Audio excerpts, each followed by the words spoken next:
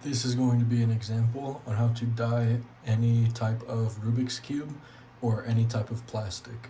You're going to need a strainer, a container, a tablespoon, RIT synthetic liquid dye. I tried powder and regular dye. Powder works, but it's more risky for warping and also takes longer. And the liquid does not work. Only synthetic liquid works. And it's a lot faster and a lot easier and a lot more consistent. You'll also need the puzzle you're using disassembled, and you'll also need a way to measure 100 or 200 milliliters at a time. I'm using this mason jar, for example, because it has these numbers on the side. You'll also need soap and a large container to hold the pieces. You will also need access to water, so I recommend being by a sink for this, unless you want to boil water and carry a water bottle around to hold regular water, so that we can make the concoction to dye the pieces in the first place with hot water, and also use the cool water to rinse the pieces afterwards and clean them. So I recommend a sink for this because it's what works best, and it also disposes of the liquid very easily. The first step is to get your large container or container to hold your pieces in, and get your measuring utensil to measure out milliliters. You're gonna need 200 milliliters of water to 100 milliliters of acetone. Don't remember if I mentioned this or not, but you'll also need acetone for this. It's 2 parts water to 1 part acetone. But for this container, I do double, which means 400 to 200. So I'm gonna go ahead and do that right now. I'm gonna turn the hot water on and let that run for a little bit so it gets as hot as possible, so that I can add it in and add acetone afterwards. While we're waiting, I'll get the acetone ready. Alright, the water seems pretty warm, so I'm going to go ahead and take my measuring utensil and measure out 200 milliliters of water. I'm gonna let it settle so I can read it at eye level. It's gonna need a little bit more.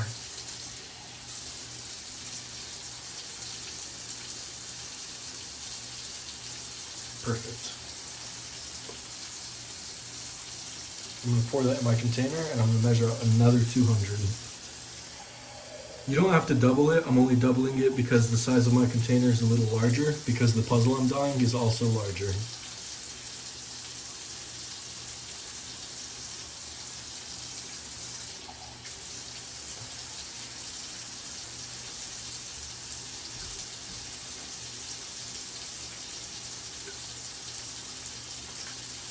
That's a little much.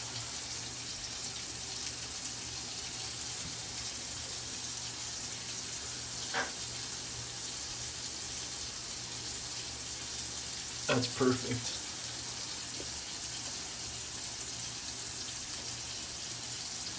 Okay, so I've measured out 400 milliliters of water inside this container, give or take. I'm now going to pour 200 milliliters of acetone into this container.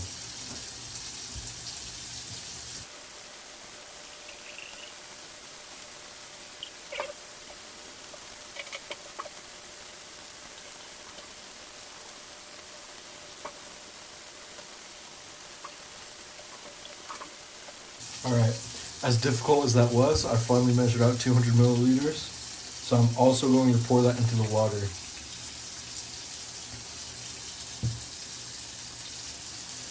I'm now going to start mixing it around just to make sure it all mixes together well.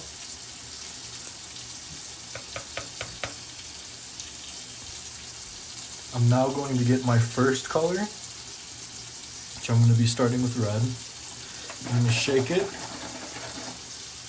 and I'm going to go ahead and add a tablespoon of it into this concoction, or our acetone of water mixture, or dye mixture, if you prefer.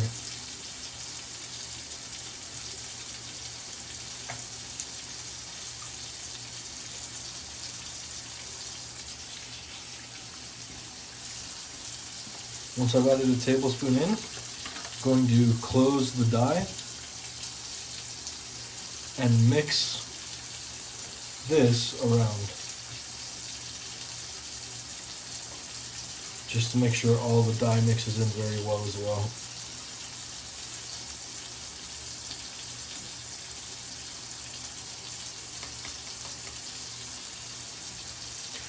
I recommend starting with 1 or 2 tablespoons, depending on the color you're using. Like if you're using something like a light color, I would recommend starting with 1. But if it's a darker color or a more solid color, I'd start with 2. This one I'm doing 1 just because I want to see how it starts out. Less is more in this case because you can always end up adding more after. Whereas if you add up adding too much at the first time, you can never go back. So I recommend just starting with a little bit first. Now that I have my mixture ready, I'm going to get my first part, which is the face of a chi clock. This is a completely white clock I made. I've made videos on it before, but I'm going to go ahead and dye it red, blue, and purple. So I'm going to start with red, the face, and I'm going to drop it in here for about 20 seconds at first, and then see how it turns out. If you'd like, you can also mix around the part inside the dye, or mix the dye while the part is in there.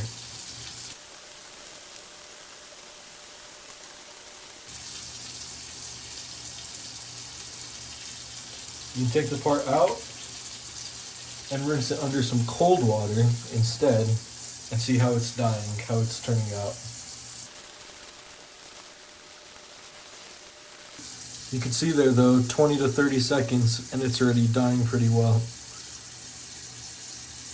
If you want more time in, I recommend shaking water off if you took it out to rinse it, or you could just drop it back in, but I'd like to keep the mixture as perfect as possible, like when we first started. In this case, this is more pinkish red, and I like it. I think it's a pretty color, but I'd rather have a more solid red. So I'm going to go ahead and drop it back in.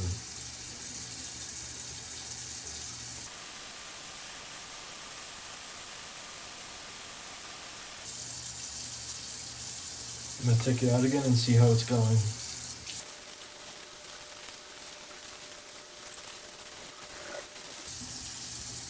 It's definitely gotten darker, but still not as dark as I'd like it. So I think at this point, I'm going to add another tablespoon.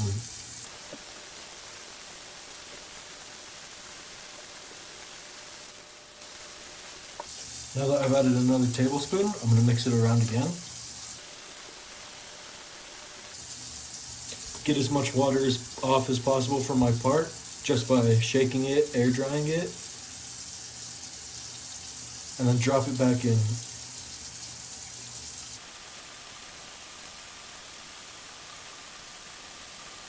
It's been about 20-ish seconds, so I'm going to take it out and check on it again.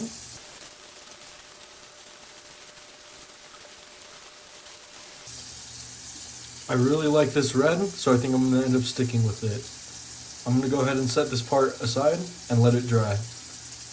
I'm going to go ahead and dispose of this red dye, as I no longer need it.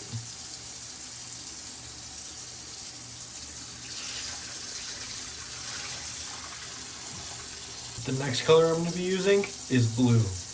So, what I'm going to do is make another mixture, but instead add blue. Alright, so I started to make the mixture, but I decided I'd also record the part of me adding the dye again, just so I can show that I'm adding 1 tablespoon and show you guys what that starts to look like. So we can decide together, or I guess I can show you guys, decide for you and me, what 1 tablespoon will look like for blue, and to decide if I'll need an extra one after that. Alright, this is about 1 tablespoon of blue dye. I'm going to add it in.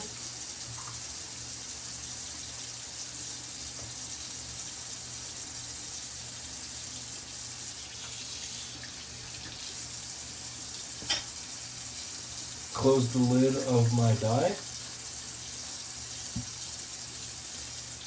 And then also mix this around. Now that I've mixed everything together and finished, I'm going to take my second part and put it in the dye and wait for about 20 to 30 seconds. It's been about 30 seconds.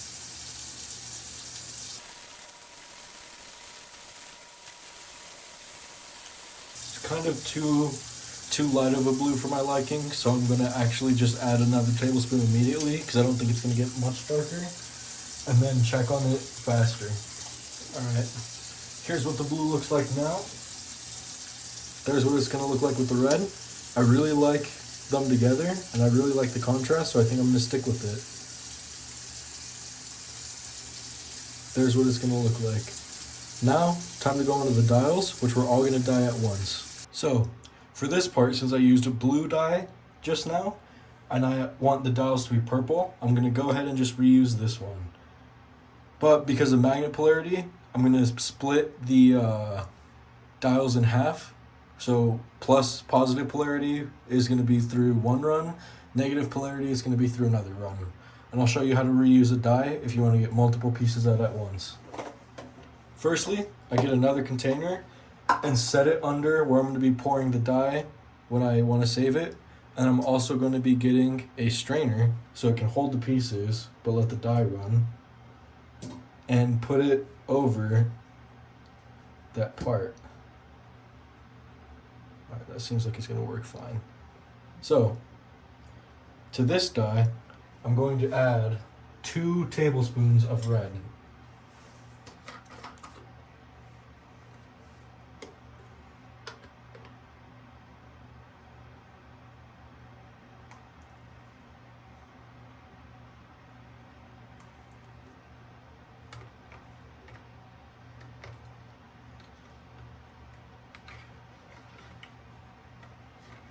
Oopsie. Didn't realize I left my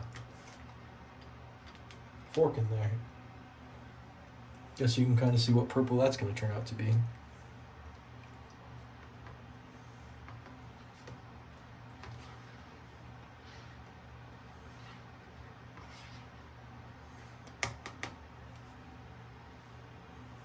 Actually, now that I think about it, we could dye all parts at once and then just separate them later. So I'm gonna just go ahead and do that so I don't risk changing color from taking too long. Although that most likely wouldn't happen unless I took like 20 minutes.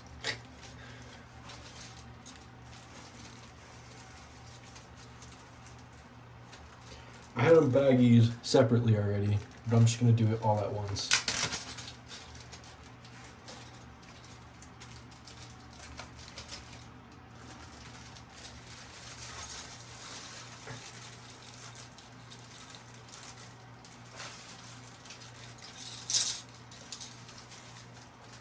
Alright, that works. So instead now I have them all in one bag.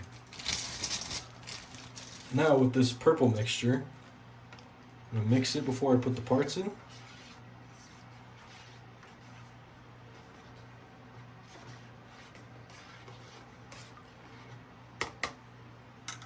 I'm going to go ahead and drop the parts in.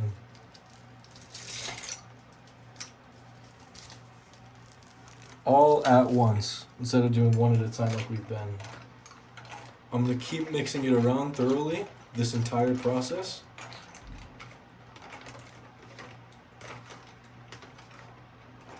And occasionally you can see one pop out to see if you're liking the color, because you can kind of watch it change.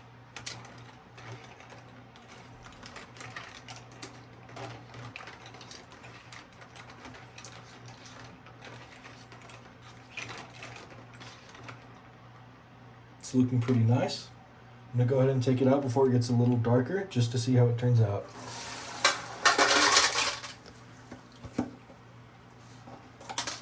Before turning on the water and rinsing the parts, I'm going to move aside my dye mixture in case I want to reuse it. So I'm going to move this and see if I'm going to want to reuse this later on. Now, I can rinse my dye pieces without adding extra water into there.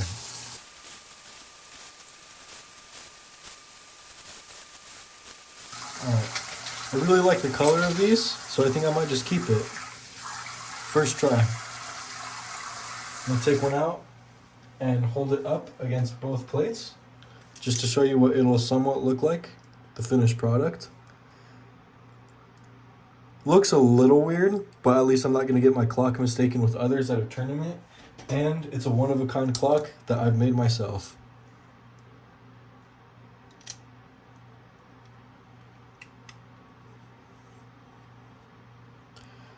So as I said, I'm going to stick with the color the dials are as right now.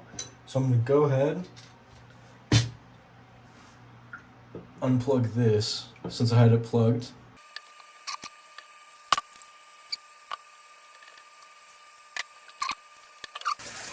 Alright, I'm going to rinse this Tupperware because we're going to use it to clean the parts. Make sure all the dye is out of them before using them to put together the part fully. Alright, cleaning the pieces is personally probably the easiest step of this entire process, although I'd like to think the entire thing's pretty simple and straightforward.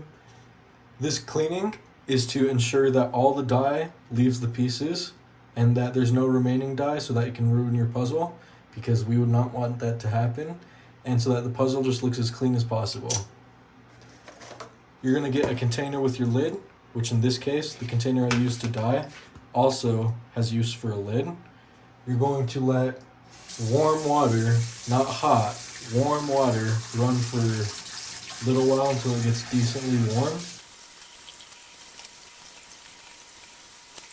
And you're going to fill your container with it. Add a little bit of soap, regular soap or a spray soap works. Any kind of soap will work. Drop your piece, if you have multiple colors of the same piece, do that all at once. But like, don't do a blue piece and a red piece, a blue piece and a purple piece. Make sure you keep it only to one color. So in this case, I only have one blue piece, so I'm going to be doing that at once. And then fill it up fully with hot water. Not hot, sorry, warm. Warm water. Can add some extra soap in here.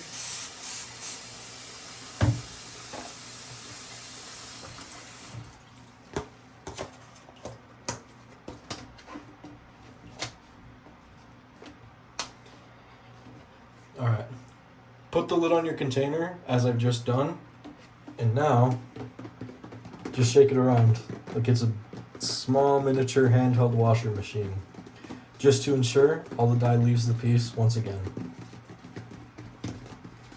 Do this for about 30 seconds to a minute, or however long you'd like, if you still have a lot of dye remaining on your piece. Once you finish cleaning your piece, you can remove it from your hot water, warm water mixture. Go ahead and use some cold water to rinse it off. Make sure all the soap is gone, and you have already ensured that all the dye is gone and that this piece is now cleaned.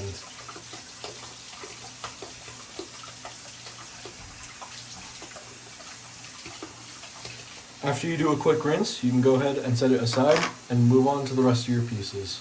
Here is the example of how to clean multiple parts at once. It's pretty straightforward and simple, just thought I would show it to clarify.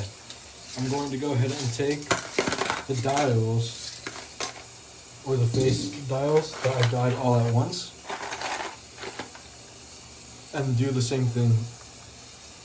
Just put soap,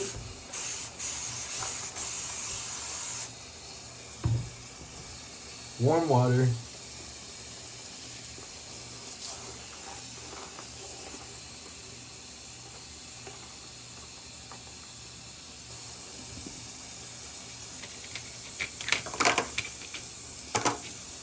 a lid, and then just shake it around for a little bit.